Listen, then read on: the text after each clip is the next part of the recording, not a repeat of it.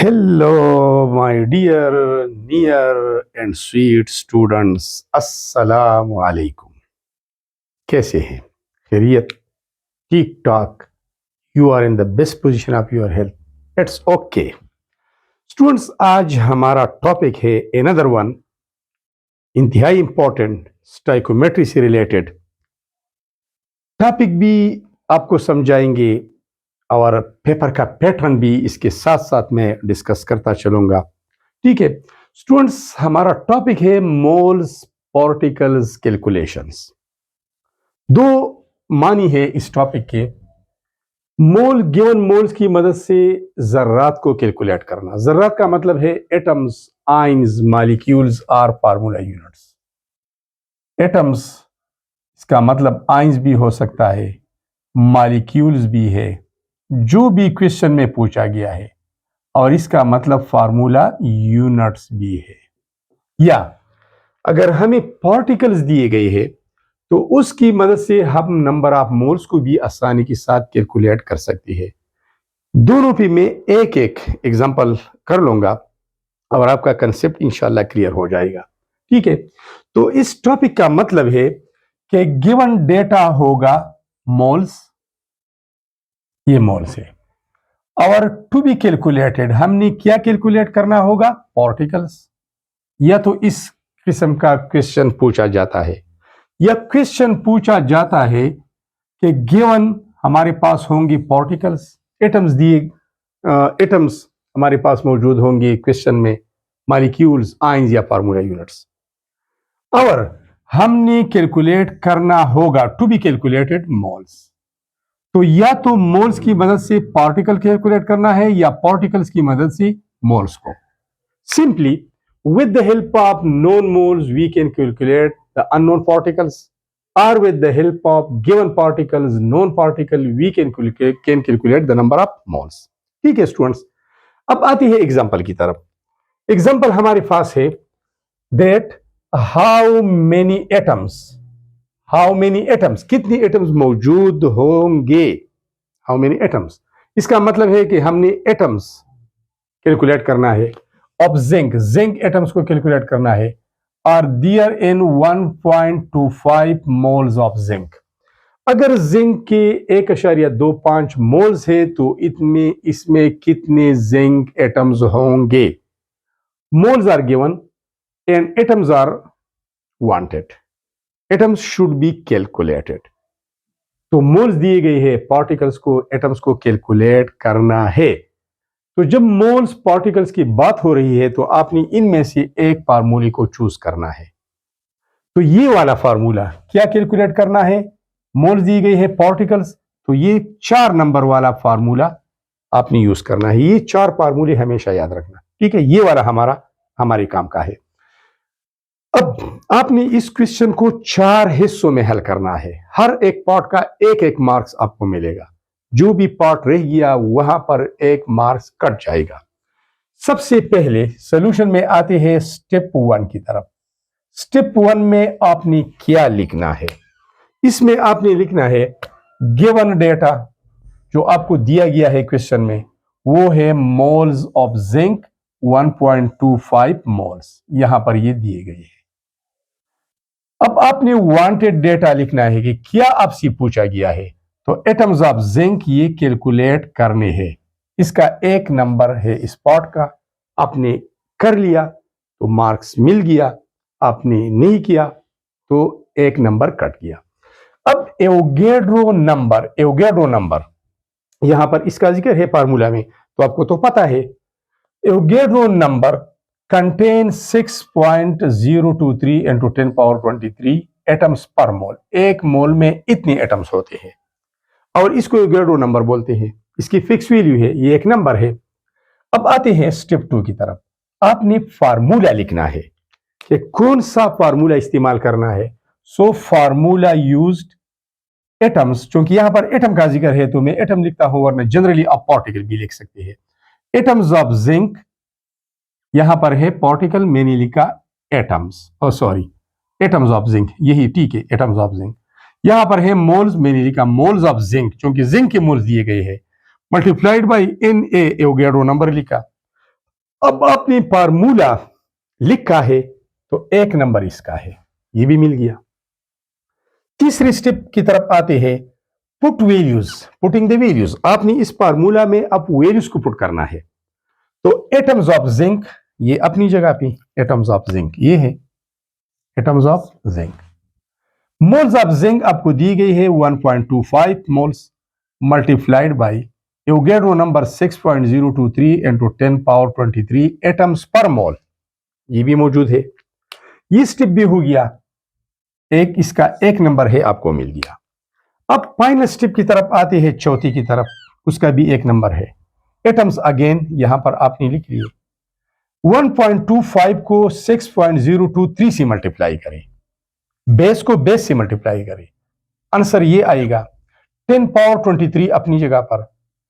ये मोल और मोल, इसका पावर -1 है, इसका पावर +1 है, +1 अमूमन हम नहीं लिखते, तो यहां पर रह गई एटम्स।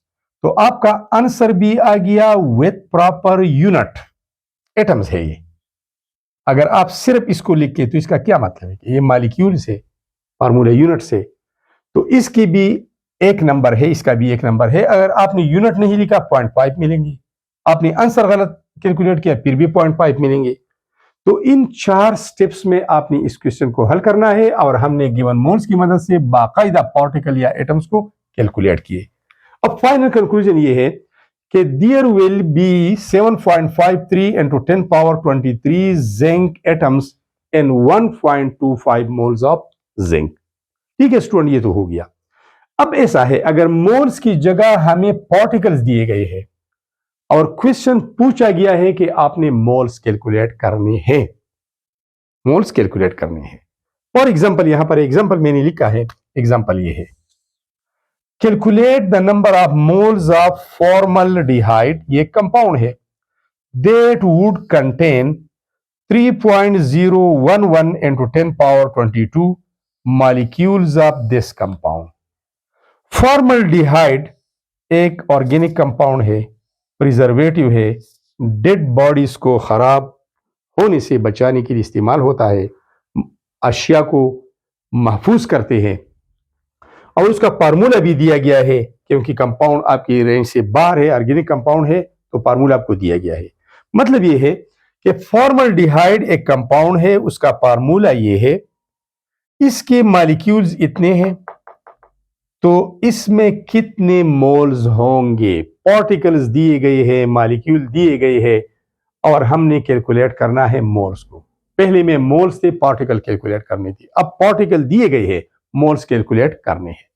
तो स्टूडेंट्स, हम जाते हैं इसकी सोल्यूशन की तरफ। तो ये फार्मूले तो आपको याद है। अब कौन सा फार्मूला इस्तेमाल होगा, कौन सा फार्मूला मोल्स के लिए? ये वाला फार्मूला नंबर 3 इस्तेमाल होगा। मोल जब आपने कैलकुलेट करने हैं तो given particle divided by Avogadro number, ये याद रखिए, ये फार्मूला याद रखिए। ठीक है, अब इसके हल की तरफ जाते हैं, और पिछली की तरह इस क्वेश्चन को 4 हिस्सों में हल करना है, 4 स्टेप्स में, 4 स्टेप्स में। स्टेप नंबर 1 आपने लिखा है, मैं ब्लैक मार्कर से लिखता हूं ताकि आसानी हो आपके लिए। स्टेप नंबर 1 आपने क्या लिखना है, गिवन डेटा, गिवन जो हमें दिया गया है, क्या दिया गया है इस क्वेश्चन में, मॉलिक्यूल्स, मॉलिक्यूल दिए गई है 3.01 मॉलिक्यूल्स ऑफ जिंक। मैं डायरेक्ट लिखता हूं 3.011 into 10 power 22 molecules of formaldehyde, ये दी गई है। अब वांटेड क्या है, वो चाहती क्या है, हमने क्या कैलकुलेट करना है, कैलकुलेट करना है, calculate the number of moles. हमने मोल्स ऑफ फॉर्मल्डिहाइड कैलकुलेट करने हैं, मोल्स। ये स्टेप आपने किया, एक स्टेप, 1 नंबर मिल गया आपको इसी पैटर्न पे। ठीक है, अब आपने वो फार्मूला भी लिखना है, मोलर मास, तो इसकी जरूरत तो है ही नहीं। अब दूसरे स्टेप की तरफ आते हैं। दूसरे स्टेप में हमने कौन सा फार्मूला इस्तेमाल करना है वो लिखना है। तो formula used, number of moles is equal to number of particle. Particle यहां पर मॉलिक्यूल्स है, तो मैं डायरेक्टली मॉलिक्यूल्स ऑफ फॉर्मल्डिहाइड लिखता हूं, डिवाइडेड बाय एवोगैड्रो नंबर, ये लिखता हूं। ठीक है, दूसरा स्टेप आपने इसी अंदाज से कर लिया, 1 नंबर मिल गया। अब तीसरी स्टेप में पुटिंग द वैल्यूज, इस फार्मूला में वैल्यूज को दर्ज करना है। तो नंबर ऑफ मोल्स कैलकुलेट करने हैं। मॉलिक्यूल्स हमें दी गई है 3.011 इंटू 10 पावर 22 मॉलिक्यूल्स, ठीक है, डिवाइडेड बाय एवोगैड्रो नंबर। इसकी वैल्यू क्या है? इसकी वैल्यू एवोगैड्रो नंबर की क्या है? 6.022 लिखिए, 23 लिखिए, कोई बात नहीं है, इंटू 10 पावर 23 मॉलिक्यूल्स। ये मॉलिक्यूल्स होते हैं पर मोल, एक मोल में, तो ये यूनिट आपने लिखनी है। ये भी दर्ज किया, 1 नंबर मिल गया। अब फोर्थ स्टेप की तरफ आते हैं, आपने आंसर कैलकुलेट करना है विथ प्रॉपर यूनिट। तो number of moles of formaldehyde is equal to, number of moles को हम स्मॉल एन से रिप्रेजेंट करते हैं। अब आपने बेस को बेस पे डिवाइड करना है। यहां देखिए, तो ये वैल्यू इसकी डबल है, तो इससे आएगा 1/2, 1/2 ये इनटू 10 पावर, ऊपर है 22, नीचे है 23, बेस तो एक है 10/10, ये एक है, 23 ऊपर जाएगा, -23 होगी इस तरह। और अब यहां पर मॉलिक्यूल्स और मॉलिक्यूल कैंसिल होंगे, पर मोल है, ये ऊपर जाएगा, पावर इनवर्स से पॉजिटिव होगा तो मोल बनेगा ये। अब आपने इस तरह लिखना है, n इज इक्वल टू, ये आपका आंसर आ गया, बस ठीक है। अगर आपने मजीद करना है तो 1/2, 1 जब 2 पर हम डिवाइड करते हैं तो 0.5 आता है, इंटू 10 पावर, यहां पर +22 है, यहां पर -23 है, तो जवाब -1 आएगा, 10 पावर -1। और ये मोल आपने लिखना है, वरना 0.5 मार्क्स कटेंगे। n इज इक्वल टू, अब 10 पावर -1 का मतलब है 1/10, 1/10, तो इस 1/10 को 0.5 से मल्टीप्लाई करें, एक जीरो और बढ़ेगा, 0.05 मोल ऑफ फॉर्मल्डिहाइड। तो ये हमारा फाइनल आंसर आ गया विथ प्रॉपर यूनिट। इसके 0.5 मार्क्स, इसकी भी 0.5 मार्क्स, टोटल 1 मार्क्स। तो इन चारों स्टेप्स को आपने लिखना है हर एक न्यूमेरिकल के लिए। हर एक के ऊपर आपको 1 नंबर मिलेगा। जो स्टेप आपने छोड़ना है वहां पर आपको नंबर नहीं दिया जाएगा। So students, these were all about this topic, explanation of the topic with the help of examples, and also a super trick to how to solve a numerical, how to write a numerical during exam, especially in the e-sheet, electronic sheet, which is a modern sheet and will be used in the next coming exam.